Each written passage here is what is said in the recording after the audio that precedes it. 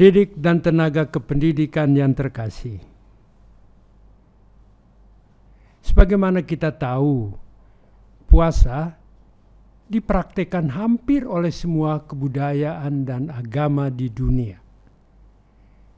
Puasa dilaksanakan di kebudayaan Mesir kuno, Persia, Yunani, Romawi, oleh agama Shinto, Taoisme, Konfusianisme, Hinduisme, Islam, dan Katolik. Kata puasa menunjukkan pada kata upawasa, yang berarti menghentikan kebiasaan-kebiasaan. Maka puasa berarti tindakan sukarela, berpantang sama sekali, atau sebagian makna makanan atau minuman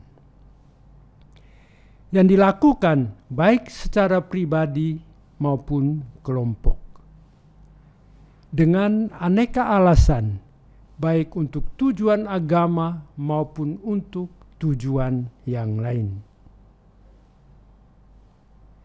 Puasa sendiri sebenarnya mempunyai akar psikologis yang dalam, yakni sebagai usaha pemurnian dan sebagai prasyarat mempermudah pemusatan perhatian waktu bersemedi dan berdoa.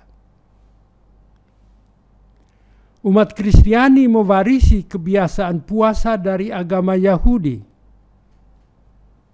Dan bagi orang Katolik, puasa dilaksanakan untuk mengikuti puasa Yesus.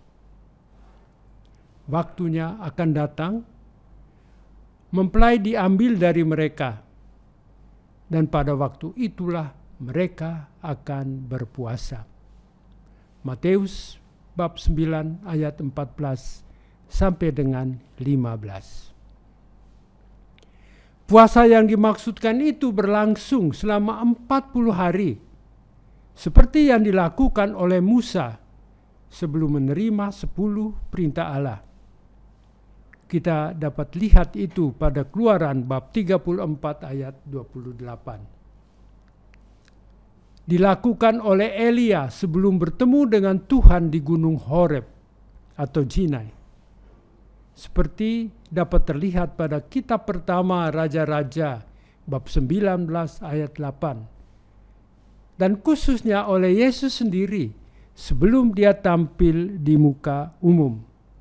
Kita dapat melihat itu pada kitab Matius bab 4 ayat 1 sampai dengan 2. Dalam gereja Katolik, praktik puasa sudah dimulai sejak jemaat awali. Kita dapat lihat itu pada Kisah Para Rasul bab 13 ayat 3, bab 14 ayat 23, bab 27 ayat 21, pada surat 1 Paulus kepada umat di Korintus yang kedua, bab 6 ayat 5. Dan kemudian banyak bapak gereja pun menganjurkan umat agar berpuasa. Waktu puasa dimulai dari hari Rabu pada hari ini sampai dengan Paskah. Maka puasa itu sebut juga masa Prapaskah. Pada hari Rabu Abu itu, umat Katolik berbondong-bondong ke gereja menghadiri Ekaristi Rabu Abu. Dan sesudah homili, dahi-dahi mereka ditandai dengan tanda salib dengan abu oleh imam. Abu merupakan lambang kehinaan, dosa, dan sekaligus sebagai lambang penyesalan.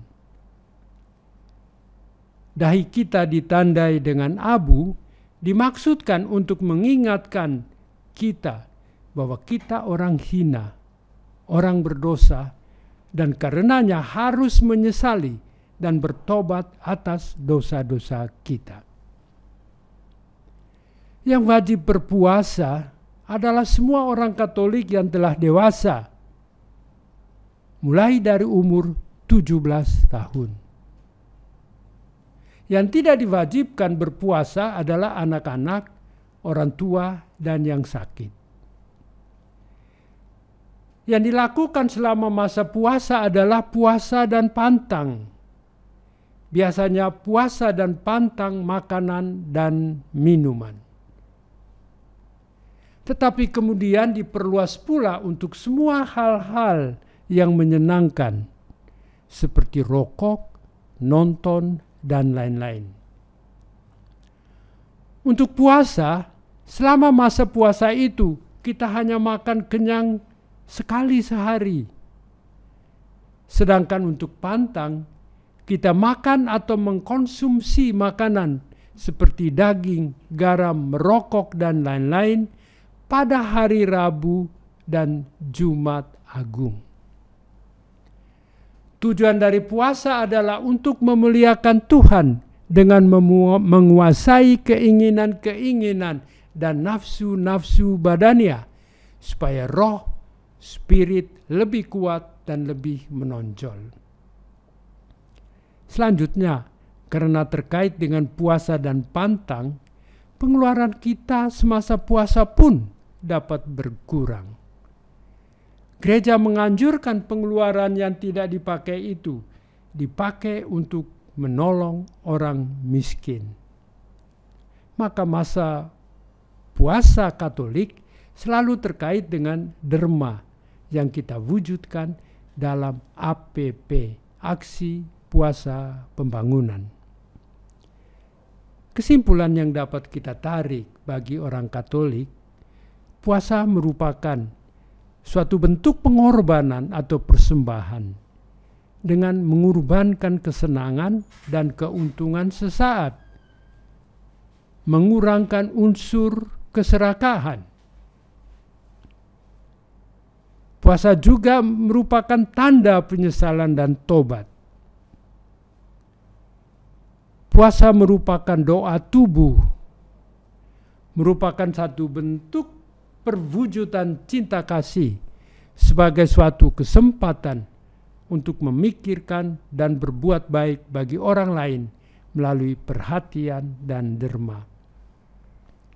Satu kebajikan terhadap Tuhan, diri sendiri, dan sesama manusia. Jadi dalam setiap puasa Katolik, kegiatan yang dilakukan adalah doa, tobat, dan amal.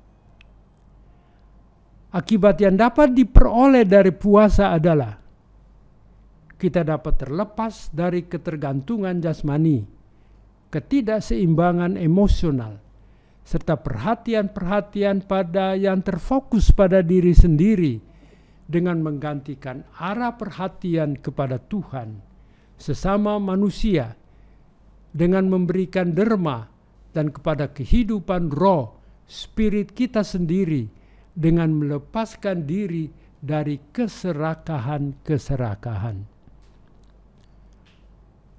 Roh, spirit, jiwa adalah bentuk kehidupan yang esensial dari manusia. Pada saat kita meninggal, badan kita akan hancur, tetapi roh, spirit, jiwa kita akan tetap ada. Puasa justru memperhalus, mempercantik, dan menyempurnakan kehidupan roh, spirit, jiwa itu. Cara puasa yang dianjurkan oleh Injil adalah dengan diam-diam. Bukan dengan rame-rame, bukan dengan berteriak di loudspeaker, bukan dengan membunyikan lonceng-lonceng gereja. Injil Matius bab 6 ayat 1-6. Ayat 16-18 menasihatkan melakukan kewajiban agama seperti memberi sedekah, berdoa, puasa, bukan untuk dilihat orang. Injil mau mengatakan agama dan kewajiban agama merupakan soal hati. Dan kalau soal hati, kita tak boleh bersandiwara dengan agama dan dalam melaksanakan kewajiban agama. Kita harus jujur, tak boleh menipu diri. tipu diri adalah menipu Tuhan yang melihat apa yang terjadi dalam lubuk hati kita yang tak terlihat oleh orang lain, melainkan yang diketahui oleh diri kita sendiri dan dilihat oleh Tuhan. Bapak Ibu saudara-saudari sekalian, pada tahun puasa tahun 2021 ini, pada kesempatan ini saya juga mengutip rekomendasi Paus Fransiskus untuk hal-hal apa yang menjadi penting kita perhatikan dalam masa puasa ini. Karena kita di sekolah-sekolah pada saat ini sangat memberi tekanan pada pendidikan karakter. Terkait itu, rekomendasi dari Paus, kita harus melakukan puasa dari mengatakan hal-hal yang menyakitkan, dan gantinya kita mengatakan kata-kata yang baik. Kita berpuasa dari kesedihan, gantinya kita menjadi orang yang penuh syukur. Puasa dari kemarahan, dan jadinya kita menjadi orang yang penuh kesabaran. Puasa dari pesimisme, dan gantinya kita menjadi orang yang penuh harapan. Puasa dari kekhawatiran, gantinya kita menaruh kepercayaan kepada Tuhan. Puasa dari mengeluh, gantinya kita merenungkan kesahajaan. Puasa dari tekanan atau stres, gantinya kita memenuhi diri kita dengan doa. Puasa dari kegetiran, gantinya kita memenuhi hati kita dengan sukacita. Puasa dari egoisme, dan gantinya kita menjadi penuh dengan belas kasih. Puasa dari sikap tidak bisa mengampuni dan balas dendam, dan gantinya kita mengisi hati kita dengan perdamaian dan pengampunan. Puasa dari bicara banyak, dari omong banyak, dan gantinya kita memenuhi diri kita dengan keheningan dan siap sedia mendengarkan orang lain. Selamat berpuasa.